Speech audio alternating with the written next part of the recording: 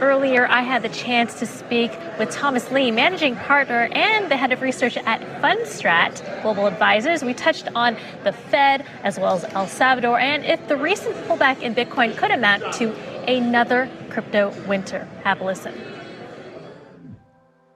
I think today crypto has come a long way in terms of the quality of participants, the expansion of participation.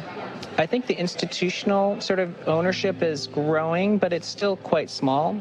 And I think the quality of the companies and just the people involved, I mean, it's grown a lot. So I think in some ways, I do think a crypto winter is happening, but I would still think that 2020 still looks more like 2017, meaning we're still in the middle of I think, a pretty big up move in crypto. Mm-hmm. Are you still predicting 100,000 Bitcoin by the end of the year, or where's it, or 100 million? Because I'm talking to Thomas Lee, so you never know. Yeah, I think Bitcoin can, it's roughly 45,000 today. I think it could easily get to 100,000 before year end, but I think that's in the context of what we see as a bigger move in financial markets. So I think equities are broadly going to rally into the end of the year, and that takes up crypto. And longer term, again, it's a network value asset. So I think as adoption grows, I think Bitcoin can get to, the 500,000, 1 million in a few years as well. Mm-hmm. What do you see happening with the Fed? And COVID can be the surprise. We don't know what's going to happen with COVID. But the Fed has been talking about tapering, and we have central banks around the world talking about it, but slowly moving towards it perhaps. But how do you think that will impact markets? Yeah, I think the easiest way we think about what the Fed's going to want to do is, one, we're only 1 year into an expansion. So it's really early for the Fed to try to normalize policy. And I know investors are kind of, think it's appropriate because there's inflation risk. But COVID is still uncertain, and it affects how companies are making decisions. It's affecting policymakers, and it's certainly affecting what the Fed's doing. So, we're in the camp that the Fed's more dovish than the market realizes because the Fed's uncertain. And an uncertain Fed is actually good for markets because a dovish Fed means financial assets can still go up.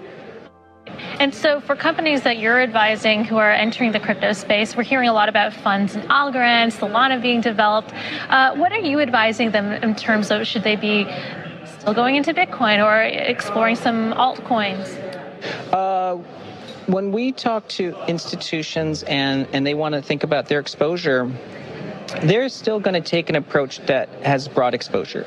So owning Bitcoin and Ethereum make a lot of sense, but there's a lot of great projects out there, including Solana. And, believe it or not, many are interested in also getting involved in the very earlier stages of things that are either DeFi related or NFT. So I think there's broad interest. It's just, there's a lot of noise and there's a lot of opportunities. And I don't think they expect to have the same returns that they get in equities, which means they might have more projects fail, but the potential return is much greater. And when you hear of countries like El Salvador making Bitcoin legal tender, we have Ukraine talking about making Bitcoin legal tender. What are your thoughts when you see that emerging? It's important to watch, but it's fraught with a lot of problems because some of these nations have a dollarization issue, or they're highly in debt, or their regime isn't considered stable. So it raises the risk of either money laundering or being home to, people who are trying to escape FinCEN and regulation. So I think it's got a mixed effect. But over time, if it can actually bring some of these nations and maybe the citizens out of poverty or democratize finance, it's actually a good thing. So I think it's just worth watching. Okay. We also have the SEC Chair Gary Gensler appearing before the Senate on Tuesday. What are you anticipating coming out of the regulators in the United States as they start investigating DeFi, even Coinbase in their crosshairs? It's very difficult to predict what regulators will do. They tend to watch, take a lot of notes. They don't have to be in a rush. And then when they make a decision, it's going to be decisive. So I think one of the best things that the industry should do is try not to antagonize regulators, but it's very uncertain. And Gary Gensler, is very educated on crypto. I mean, so it's not as if he doesn't understand the space. Right. Everyone thought, well, he taught courses on blockchain cryptocurrencies at MIT. Everyone thought that he would be crypto friendly. And so, but with these investigations, everyone is pretty uncertain. So finally, when you're looking forward to the United States, there's been questions about whether or not Bitcoin could become the global reserve currency of the world. Any thoughts on that?